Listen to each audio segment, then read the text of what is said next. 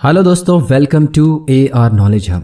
दोस्तों, यह दुनिया कई रहस्यमयी जगहों से भरी पड़ी है जिनकी सच्चाई का पता लगाना कोई आसान काम नहीं है। आज इस कड़ी में हम आपको एक ऐसी ही रहस्यमयी जगह के बारे में बताने जा रहे हैं जो अपनी अनोखी मूर्तियों के लिए जाने जाते हैं। हम बात कर रहे हैं ईस्टर आइलैंड के बारे में। यह दुनिया के रहस्यमयी जगहों में से एक माना जाता है। रापा नुई चिली का एक एरिया है और साउथ पैसिफिक ओशियन में स्थित है और यह बहुत दूर है कि आप इसे आसानी से दुनिया के नक्शे पर सबसे दूर दराज की जगह पर सोच सकते हैं। यह पिटकैरन से 1200 मील दूर है, जो कि नज़दीकी पड़ोस चिली है जो पश्चिम में 2300 मील दूर है। एकमात्र परिवहन जो आपको यहाँ ले जा सकता है वो सिर्फ और सिर्फ विमान है। अगर आप इस डेस्टिनेशन पॉइंट पर जाना चाहते हैं तो चिली से ईस्टर आइलैंड तक उड़ान भरने के लिए 5 घंटे का समय लगता है। आइलैंड का एरिया सिर्फ 63 स्क्वायर माइल है और 887 विशाल पत्थर की मूर्तियों का घर है। बताया जाता है कि इन मूर्तियों को रापा नुई कहे जाने वाले लोगों ने वर्ष 1250 से 1500 के बीच में बनाया था। वैज्ञानिकों ने जब आइलैंड में खुदाई की तो पुराने कब्र में से कुछ जगह इंसानी हड्डियां मिली।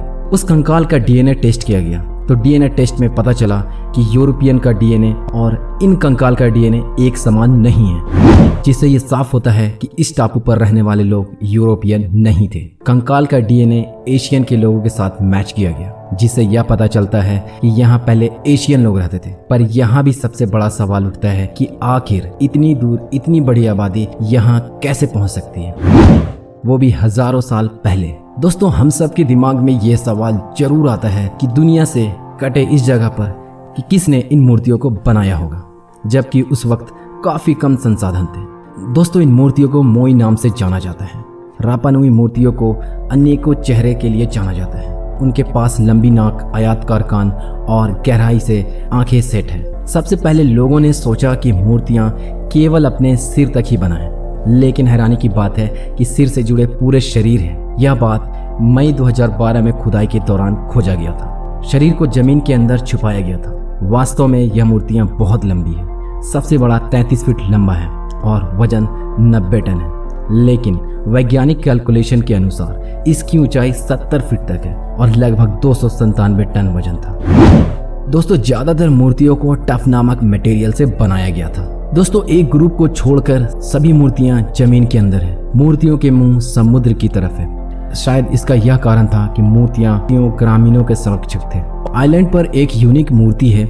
यह एक ही ऐसी मूर्ति है जो घुटने टेकने वाली स्थिति में पाई गई थी।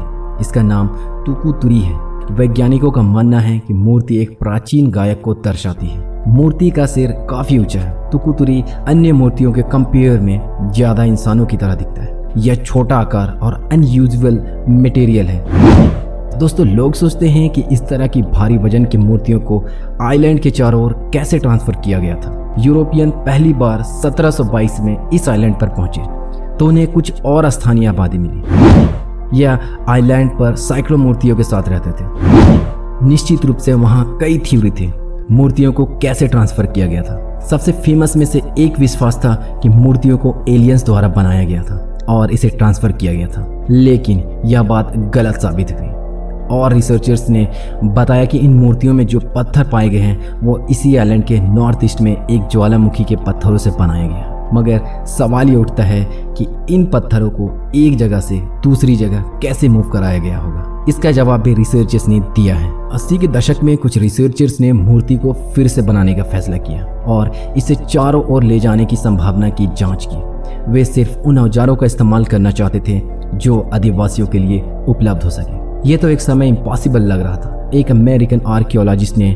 आगे बढ़ने का फैसला किया और वो सफल रहा। उसी तरह की फेक मूर्तियां बनाई गई और रस्सी के सहारे मूव कराया गया, जिससे दुनिया को पता चल गया कि इन मूर्तियों को इसी आइलैंड के नॉर्थ ईस्ट के पत्थरों से बनाया गया था। दोस्तों, अभी भी बहुत सारे वैज्ञानिक यहाँ पर रिसर्च कर रहे हैं ताकि हमें इन रहस्यमय मूर्तियों की कलाकृतियों के बारे में ज़्यादा जानकारी मिल सके। तो दोस्तों, आज के लिए बस इतना ही। हमारे चैनल को लाइक करें, कमेंट करें, शेयर करें और सब्सक्राइब करें, जिससे आपको हमारे अगले वीडियो की नोटिफिकेशन मिल सके।